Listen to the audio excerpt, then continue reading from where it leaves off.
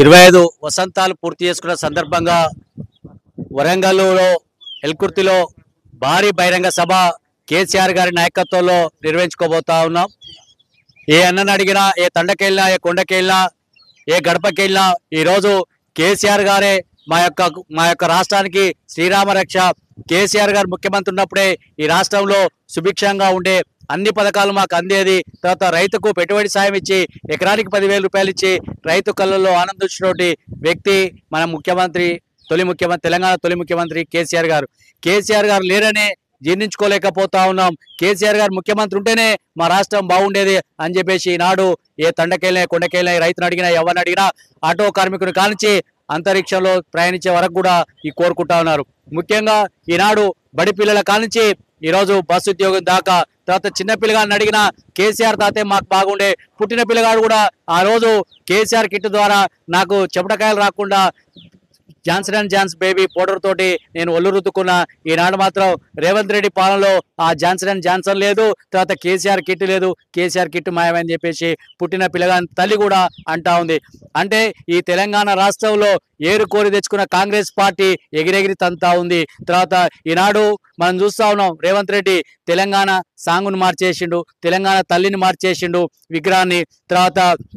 ఆనాడు తర్వాత టీజీని కాస్త మన ఏదైతే ఉందో ఆఖరికి నెంబర్ ప్లేట్ కూడా మార్చే అంటే తెలంగాణ నామరూపాలు లేకుండా చేయాలని ఒక సంకల్పంతో ఈనాడు రేవంత్ రెడ్డి యొక్క పరిపాలన మొత్తం పూర్తిగా కొనసాగుతూ ఉంది. అంటే ఆనాడు రైఫిల్ పట్టుకొని తెలంగాణ ఉద్యమకారుల మీద పేలుస్తానికి వచ్చినటువంటి రేవంత్ రెడ్డి ఈ యొక్క రాష్ట్రానికి ముఖ్యమంత్రి కావడం ఒక దౌర్భాగ్యంగా ప్రజలందరూ కూడా భావిస్తున్నారు. హైడ్రా తీసుకొచ్చి హైదరాబాద్ నాగమాగం చేసిండు. తర్వాత ఈనాడు తెలంగాణ రాష్ట్రంలో ఏ గడపకెళ్ళినా ఏయో రేవంత్ రెడ్డి అని చెప్పేసి ముఖం మీద ఉంచేటువంటి పరిస్థితి ఉన్నది. తర్వాత రేవంత్ రెడ్డిని గ్రామాలకు వస్తే ఉరికిచ్చేటువంటి పరిస్థితి ఉంది. ఈనాడు మంత్రులందరూ కూడా ఎక్కడ కాలినడక నడుస్తలేరు, కారు బాట నడుస్తలేరు, కేవలం విమానాల ద్వారా, తర్వాత విమానాల ద్వారా వస్తున్నారు, తర్వాత గాలిలో తిరుగుతున్నారు, గాలి మాటలు చెప్తారు తప్ప.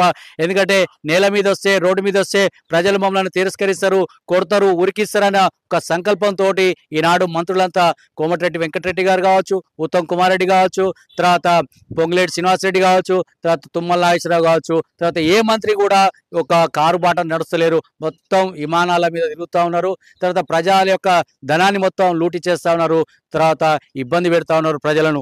ఆఖరికి మనం చూసినాం, హుజూర్నగర్ లో రైతులు కళ్ళాల కూడా ఒడ్లు పోసుకుంటే ఒడ్లు ఎత్తేయండి, మా విమానం ఆపుకోవాలని చెప్పేసి రైతులను ఇబ్బంది పెట్టే పరిస్థితి. అంటే ఎక్కడ చూడు అడుగడుగున రైతులకు మోసం చేస్తున్నారు, విద్యార్థి లోకానికి మోసం చేస్తున్నారు, నిరుద్యోగులకు మోసం చేస్తున్నారు. అన్ని రకాల ప్రజలు ఈ యొక్క కాంగ్రెస్ పార్టీ పాలనలో 15 సంవత్సరాల్లో మన అరిగోస తీస్తా ఉన్నారు, తర్వాత ఇబ్బంది పాలవుతున్నారు. ఈ ప్రభుత్వం ఎప్పుడు పోతుందా, ఈ కాంగ్రెస్ పీడ మాకు ఎప్పుడు విరగడవుతుందా అని చెప్పేసి ప్రజలంతా భావిస్తున్నారు. అందుకే షేర్ ఆగాయా మన కేసీఆర్ తొలి అడుగు వేస్తా ఉన్నాడు. ఈరోజు 27వ తారీఖు నాడు ఎల్కకుర్తిలో జరిగేటువంటి బహిరంగ సభ ద్వారా, తర్వాత ప్రజలందరికీ కూడా వరంగల్లో జరిగే బహిరంగ సభ ద్వారా ప్రజలందరూ కూడా ఎప్పుడు వస్తాడా మా కేసీఆర్ గారు, వారి మాటలు ఎప్పుడిందా అని చెప్పేసి 6 ఏళ్ళ అబ్బాయి కాంచి 100 ఏళ్ళు చనిపోయేటువంటి ముసలం దాకా కూడా బహిరంగ సభకు మేము వస్తాం, సర్ది కట్టుకొని సైతం మేము వస్తాం అని చెప్పేసి ప్రజలు ఇప్పుడు అంటా ఉన్నారు. చాలా మంది మా దగ్గర నుంచి సద్దులు కట్టుకొని తర్వాత బహిరంగ సభకు స్వచ్ఛందంగా బయలుదేరుతా ఉన్నారు. అంటే ఇది కాదా కేసీఆర్ గారి మీద ఎంత ప్రేమ ఉందో, ఇది కాదా కేసీఆర్ గారి యొక్క ప్రేమాండాలు చూరగొంటానికి. అందుకే కేసీఆరే ఈ రాష్ట్రానికి శ్రీరామ రక్ష. తర్వాత కేసీఆర్ గారే ఈ రాష్ట్రాన్ని మంచి చూసుకోగలుగుతారు.